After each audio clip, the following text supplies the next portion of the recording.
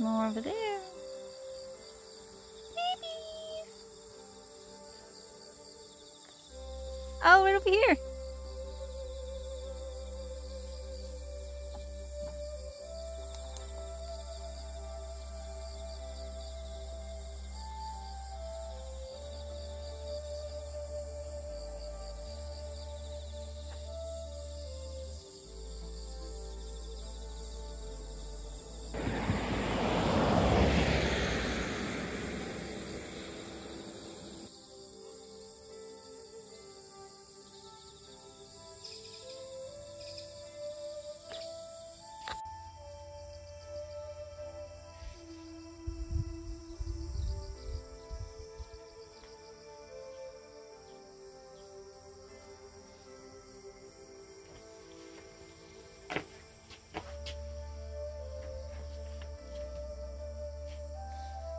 Yeah, just waiting.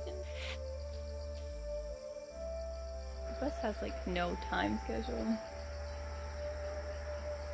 Like a legit one though. Like, if your phone can't tell you what time the bus is coming, then I feel like there's no legit one. So just kind of like winging it at this point, hoping the bus will come soon. We'll figure it out. Eventually it'll come.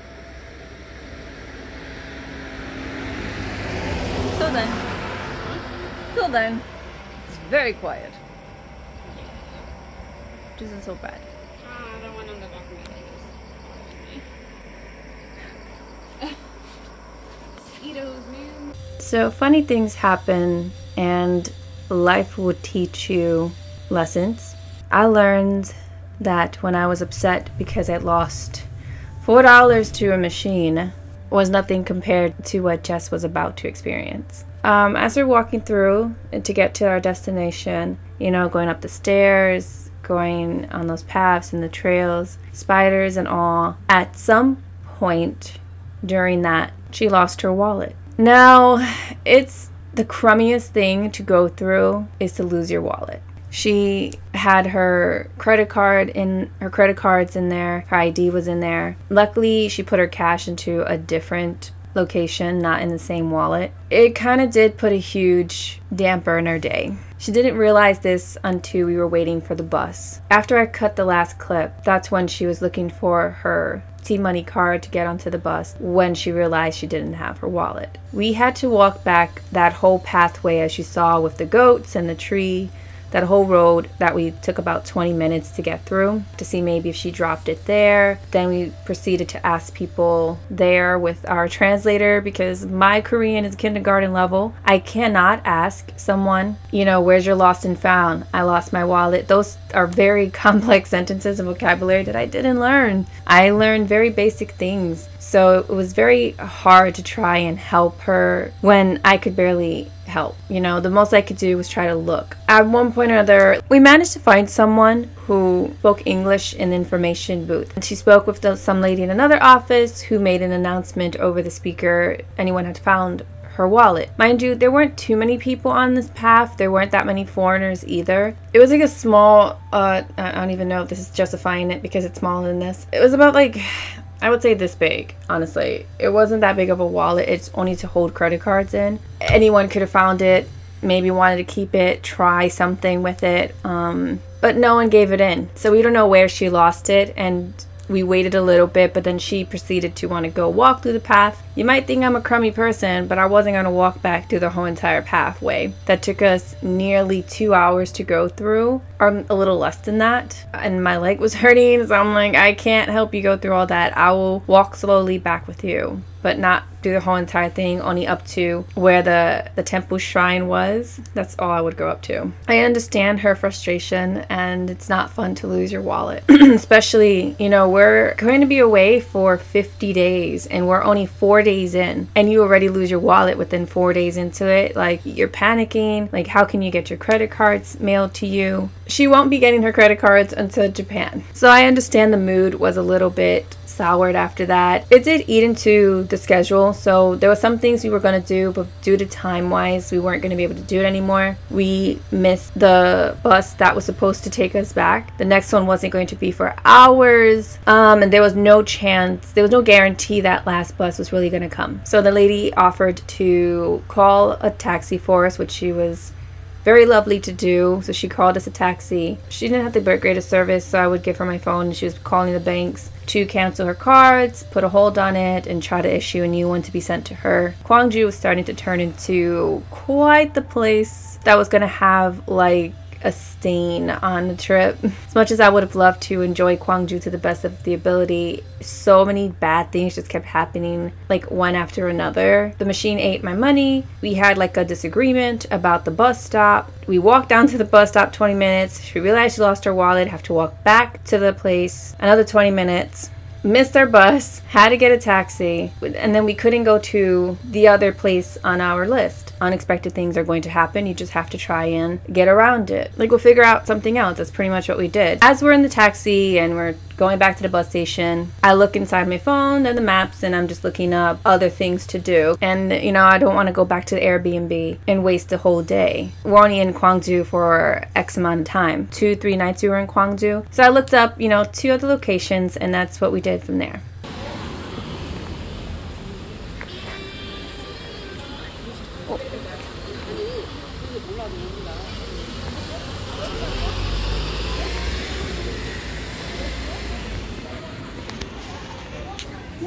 We can go down and over, because we have to go over. Oh, he's coming right down here. Bruh.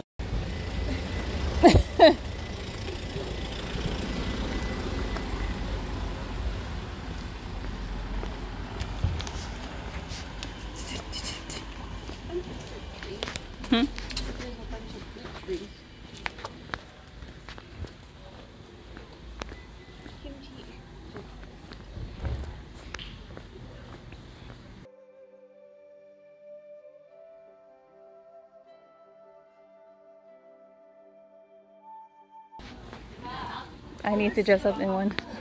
Not now, but you know me. Look how pretty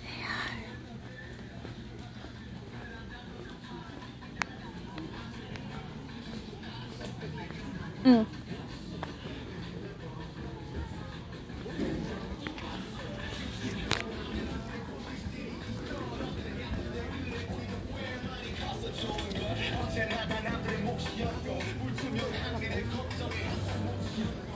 Yep. So cute.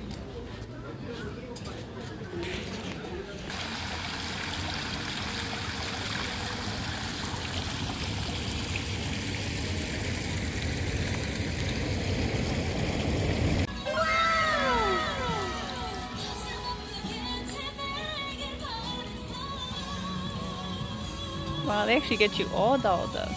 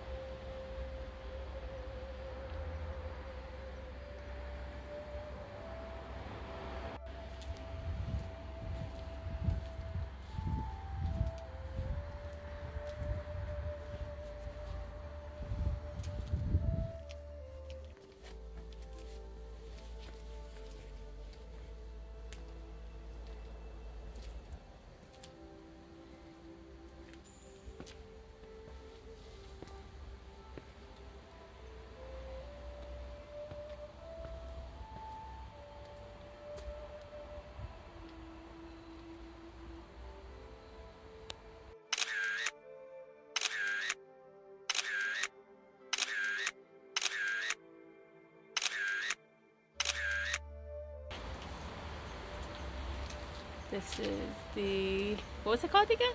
Whatever, the Mural Village. Oh, hold on.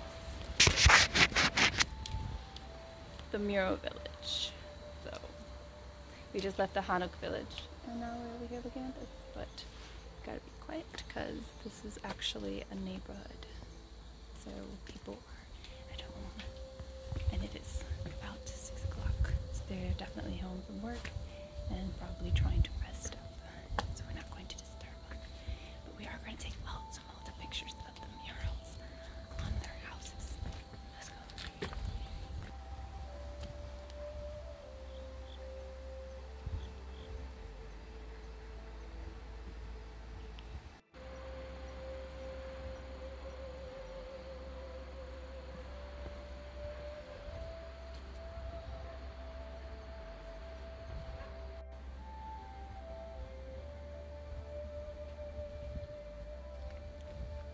I guess usually in the morning there would be a cafe open, but since it's later, we don't get that.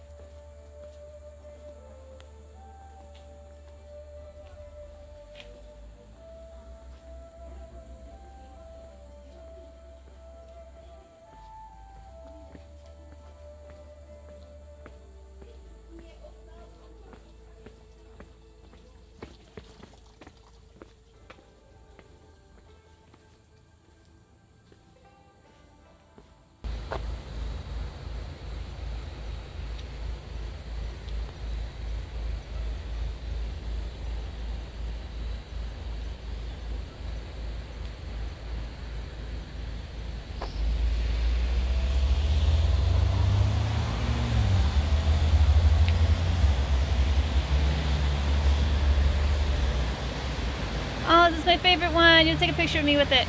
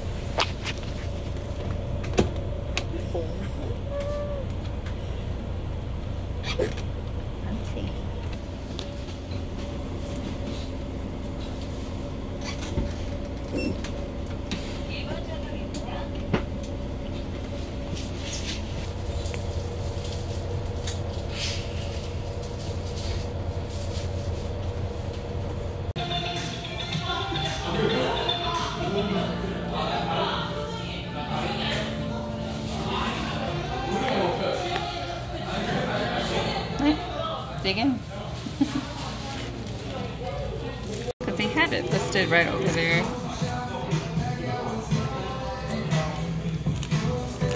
At the end of this trip, I was so exhausted.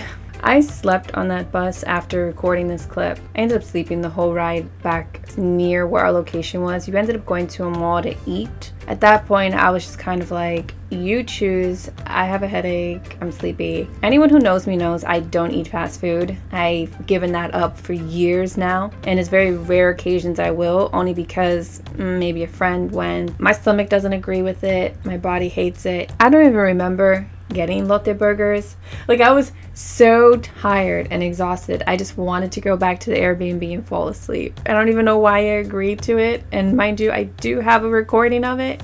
And I did record myself saying, let's dig in. Mind you, I woke up the next day and I'm like, what did I eat last night? And Jess had to tell me that we went there and I had a burger and fries and a soda. And I'm like, well, soda's fine. I had a burger and I had fries from a fast food joint. I was like, oh, don't ever let me do that. My stomach was so messed up after that. Maybe it's TMI for everybody else, but not like that. My stomach tends to feel like there's a brick in it when I eat greasy foods or fast food places. I don't even eat potato chips and junk food and that because of how my stomach reacts to it. It's very rare I'll have any, and if I do, it's more like I'm having one or two little chips here and there, but I already know later on my stomach is gonna hate me. I don't know if anyone else feels this way, and if you do, leave a comment because I would like to know if you do. So I don't remember that. I don't remember eating burgers, and I don't remember the fries. I remember the soda for some weird reason. No, I don't remember the soda. So yeah, that I don't know what happened there, but I know for the next 2 days my stomach hated me. Like, I felt disgusting and I didn't want to really eat the next couple days.